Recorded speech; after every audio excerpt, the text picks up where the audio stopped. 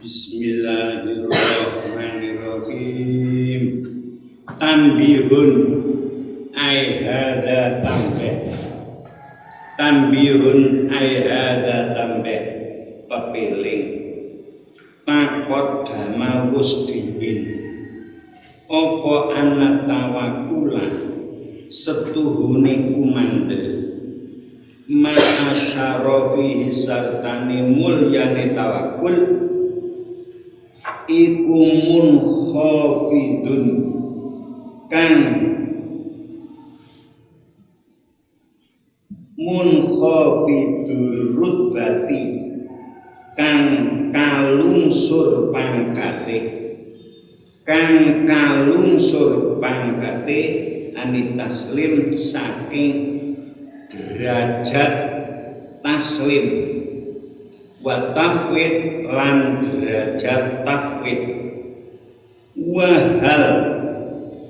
atafidu ana ta utawi pasrah iku a'la luwih luhur apane makoman derajate awi taslim. Paminhum mongko iku setengah saking ulama man utawi wong kang ngucap sapa man at-tafwidu utawi tafwid iku a'la luwih luhur. Wa minhum lan iku setengah saking ulama man utawi wong kala kang ngucap sapa man at-taslimu utawi taslim iku a'la luwih luhur. Wa ala kulli halin lan ing atase saben-saben tingkah fal wajibu mongko utawi kang wajib al abdi ing atase kawula lijadi krana budune abdu iku ayastahira yen to amre bagus iku ayastahira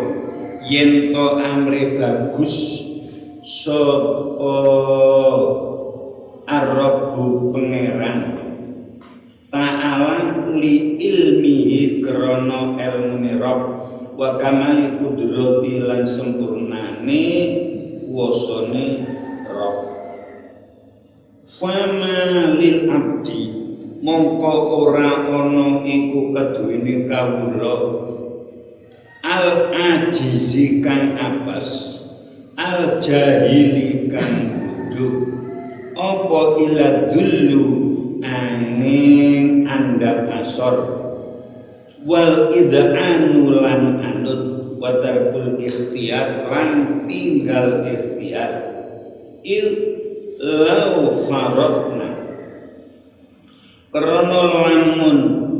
ngira-ngiraake sapa ingsun annallaha ta'ala sunni Allah ta'ala iku sobat ngesokake sapa Allah ala ibadihi ngatasi biro-biro kawulane Allah ngesokno bala kan ing bala ariyan kang sepi anil maslahati saking kebagusan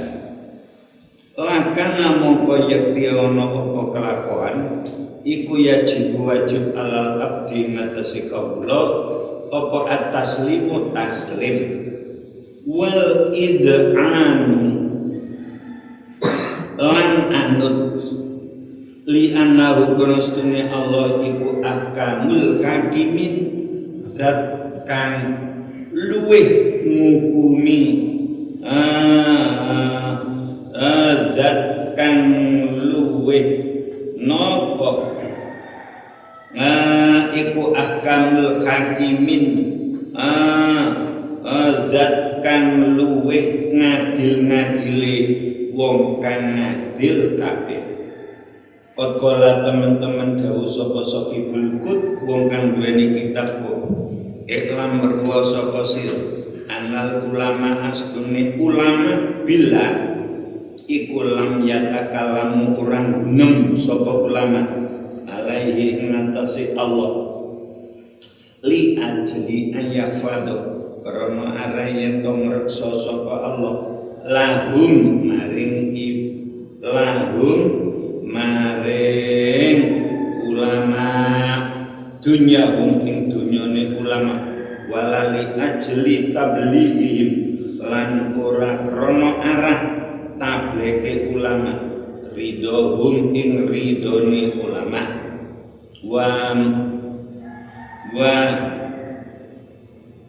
wa muradahum lan kang den karepake ulama wala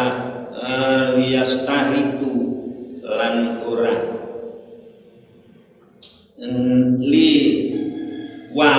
liyastaritu lan ora krana nyaratake sapa ulama alai ngatasi Allah husnal qadha ing baguse qadha bima kelawan barang yukigunakan demen sapa ulama wala liyubadil lan ora krana genteni sapa Allah lahum maring ulama jiryana akami ing lumakune pira-pira hukumi Allah amma saking bareng ya rohuna kang sengit sapa ulama ing mah wala li yudirrahum lan ora krana ngoten li yudirrahum ana wala li yughayyiruhum lan ora krana ngowahi sapa Allah hum ing ulama sabiqun atihi ing dingine kersane Allah ilama maring barang yakilun kang angen-angen sapa ulama walali yuhawwila ora krana ngelik sapa Allah andum saking ulama ngelik ing bareng madhur kang wis kliwat apa mah bayane min sunnati nyatane kelakuane Allah alatikan kot kholat kan temen-temen wis kliwat apa alati ibadin dalam biro-biro ni kaulane Allah minal ibtilah saking coba blai wal imtihan lan coba nikmat nggih balak niku coba blai imtihan coba nikmat nggih ana wong nikmati akeh dicoba gitu wong pancen iku jenenge imtihan coba nikmat lek coba balak niku ibtilah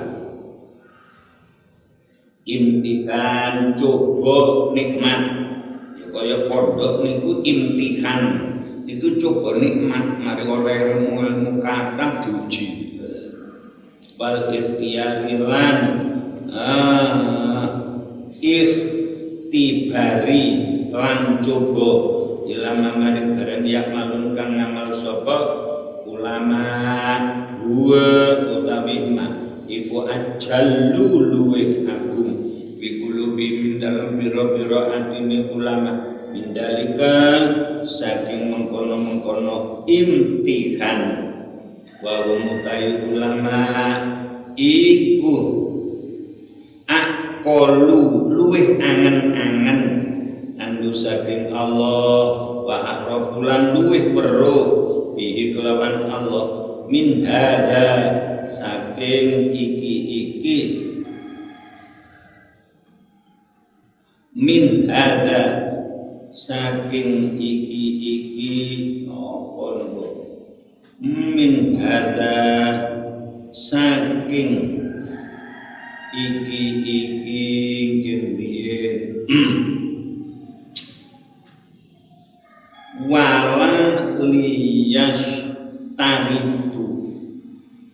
wala liyashtaritu niku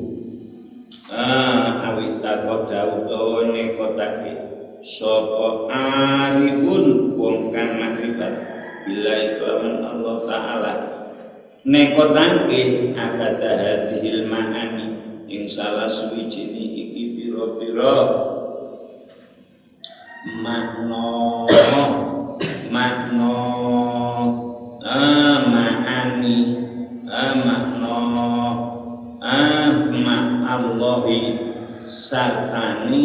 Gusti Allah bitawakkulihi ing dalem kumandele alif bitawakkulihi ing dalem kumandele alif likulli lakana mongko yakti ono sapa lakana mongko yakti ono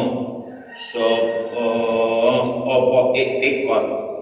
lakana mongko yakti ono apa iktikot iku kabirotan dosa gedhe tuji bukan nerapake apa kabiro alaihi ing atase arif atau bata ing tobat wa kana lan ono apa tawakkuluhu kumandele arif iku maksiat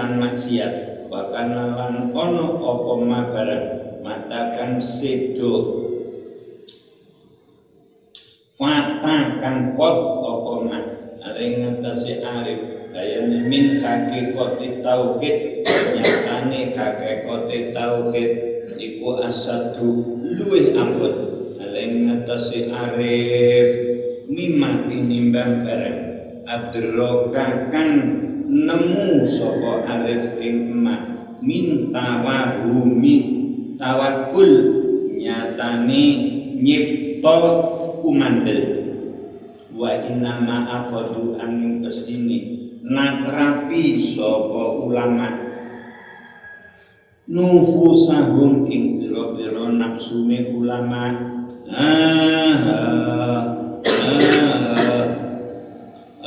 bisa beri kelawan sabar karena kami ingin ngetesi biro-biro hukume Allah kaifa jarot kali kaya apa lumaku apa akam watola bulan amri sapa wato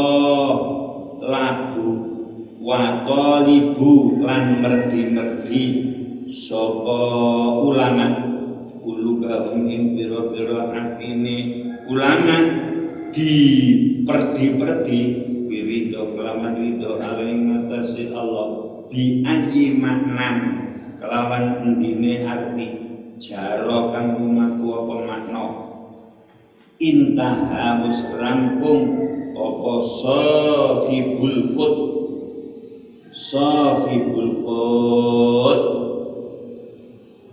qol fa ing kolam mengucap sapa qailun mung kang ngucap ing kana amun ono sapa al iradah sifat iradah iku qad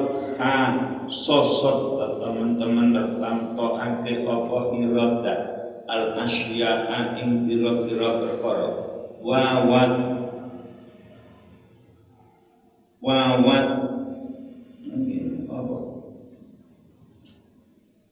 al asya'a ing bira-bira perkara ing kana iradah qad khososot al asya'a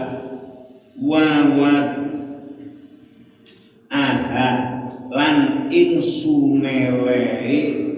asya fi marotibia indalem biro-biro derajate asya wal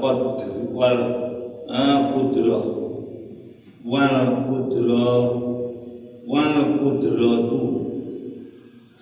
utawi sifat kudro iku tujibu majibake apa kudro dalika ing mengkono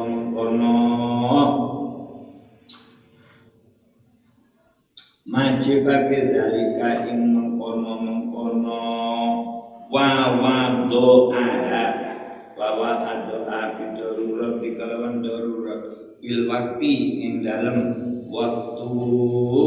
al muqaddar kang den pesti minal mukhal karana iku saking perkara kang mukhal an tu khosiso utawi yen to nertantokake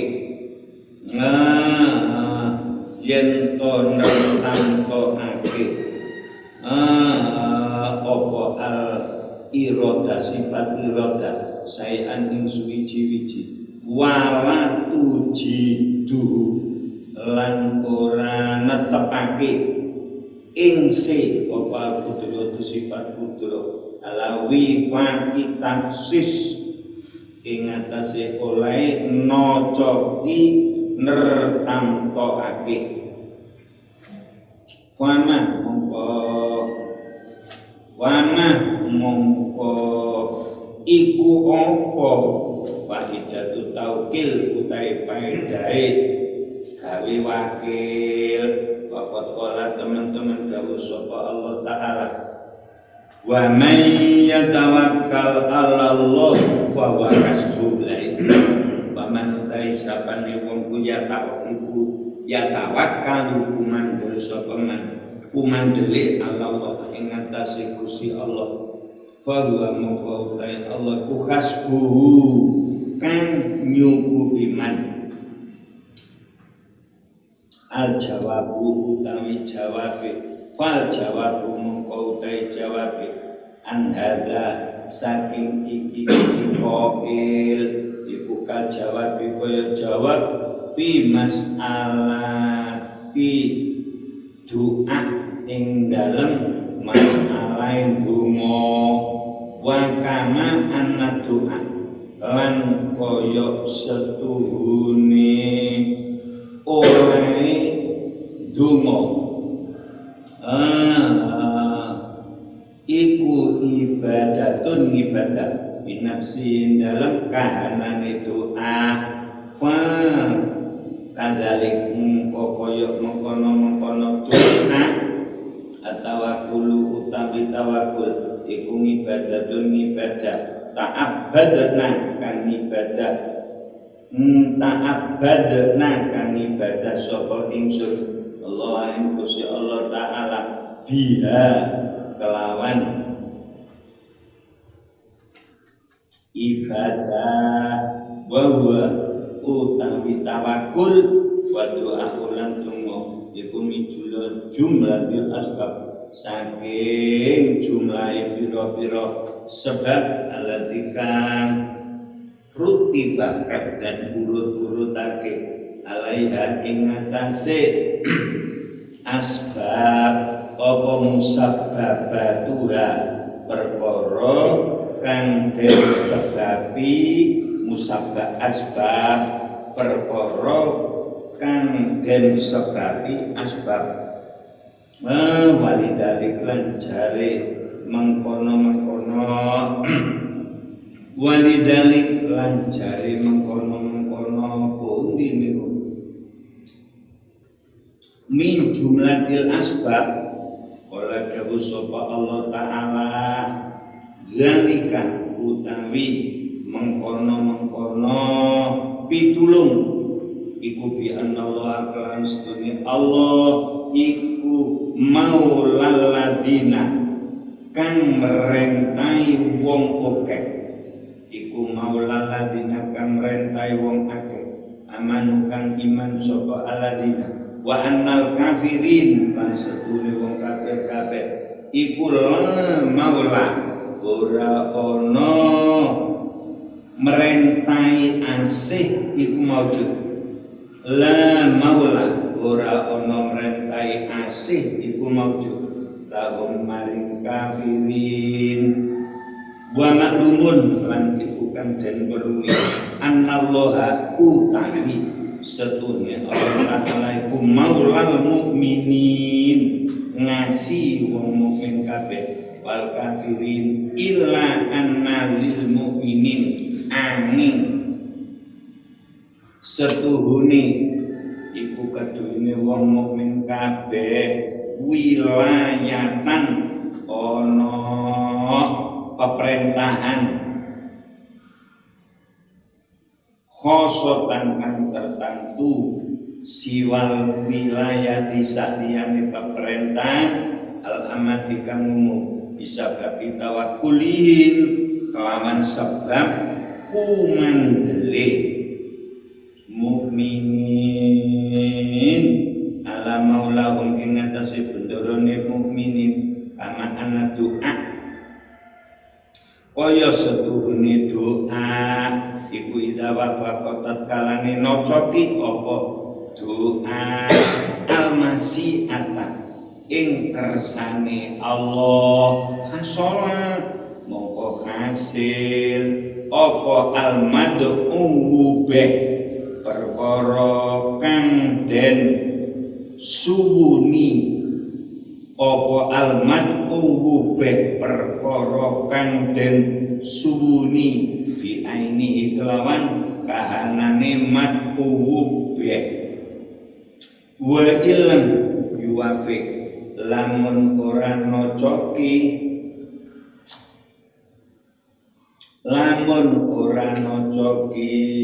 apa doa al-masyi'ata ing kersane Allah awadhu mongko nglir apa awadhu mongko nglironi sapa Allah anil mad'u saking perkara kang den suwuni al-matlubi kang den urip ada afan ing pira-pira tetiklan kadalik mongko kaya mengkono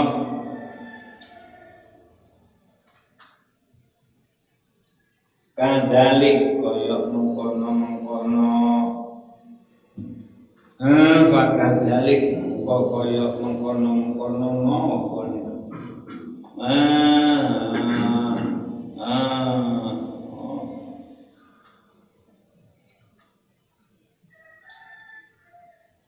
atawakkul ayatawakkal wakadzalik kaya mengkono anak doa al mutawakkilu utawi wong kang kumandheng iku yatawakkalu kumandheng sapa mutawakkil Allah ing Gusti Allah fi jami'i umurihi ing dalam sekabehane pira-pira perkarane mutawakkil warido utai ridho warabbu utai pangeran ta'ala kalimah luhur sapa rob iku yajri nglakokake sapa rob alaihi ing atase mutawakkil akamahu ing pira-pira hukume rob latikan sababot kang wis dingin biya kelawan alati apa masyiatuhu kersane Allah wa in wafaqat lamun nocoki apa alati ghordul mutawakkil ing sejane wong kang kumandel fahuwa mongko utawi wafaqat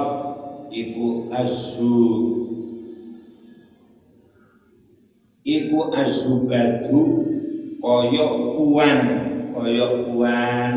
bisyadi lawan campurane madu bisyadi kelawan campuran madu wa in qalafat nulayani apa alati wardahu ing sejane wardahu ing sejane napa mutawakkil awadahu mongko nglironi ing wardahu awadahu mongko nglironi ing mutawakkil sapa Allah Ta'ala Gusti Allah Ta'ala ala tawakkuli ing atase mutawakkil diganteni ada afadalik ing tiklane mengkono wardu wa min hada lan saking iki wa min guna lan saking kene keterangan qalu dawuh sapa ulama inna taslim setuhune taslim pasrah iku abdulul utama iku abdulu darajati tawakkul luwih utamane biro-biro derajat tawakkul li apa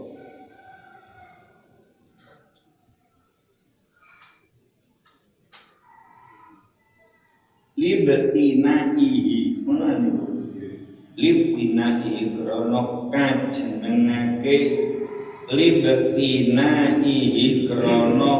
kajenengake tawakkul krono kajenengake tawakkul ala a'azzi anwa'il ilmi ing atase luwih mulya-mulyane pira-pira wernane ilmu wal hikmati lan faedah kaza koyok mengkini kaza koyok mengkini inna taslim abdul hakoko nyataake indah sopa Zubaidi Imam Zubaidi summa syaro'an mongko tumandang sopa al-musannif Kiai Musannif fi bayani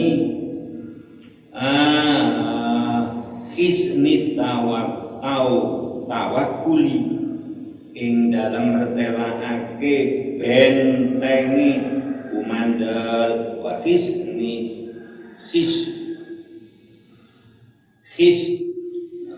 hisnihi lan baguse bentengi tawakkul waqala mongkon nuli dawuh sapa musannif rahimallahu taala wa amal hisnut tawakkul anapun utawi bentengi kumandel al-baisi kang gelemake alaihi ngatasi tawakkul ayil hamilu tegese kang gelemake ayil hamilu tegese kang gelemake ala tawakkul ngatasi kumandel fawa mongko utawi hisnu tawakkul fawa mongko utawi hisnu tawakkul iku zikru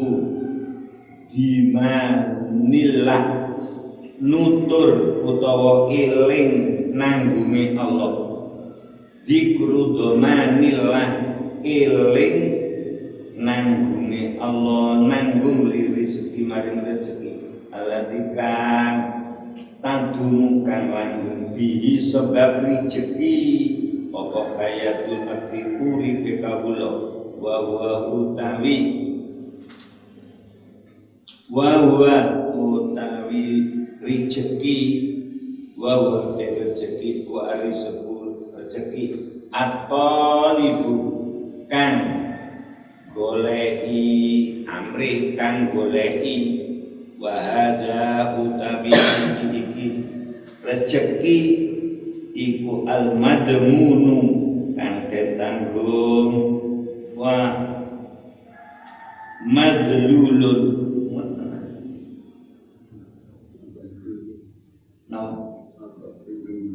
mabdulun kang den pasrahake likuliman maring saben-saben wong stawala kang tumbul sapa man bidomin lan zat kang nanggung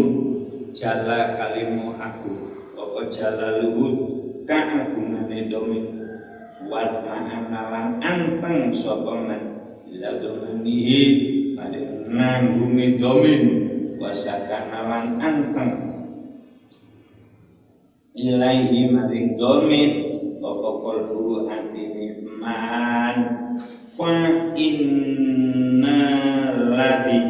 mongko setuhune kang akatokan liputi di kelawan aladhi apa tadbirul oleh ngatur Allah ing minal asbabi saking pira-pira sebab al-khawiyati kang samar li rezeki mar keduwene rejeki iku afdhalu luwe agung nikmati nikmatan doharo kan pertero apa man lil khalqi maring makhluk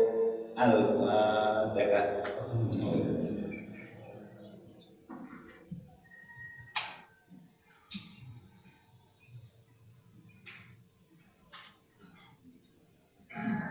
Bismillahirrahmanirrahim. Subhanakallahumma wa bihamdika asyhadu an la ilaha illa anta astaghfiruka wa atubu ilaik. Walhamdulillah.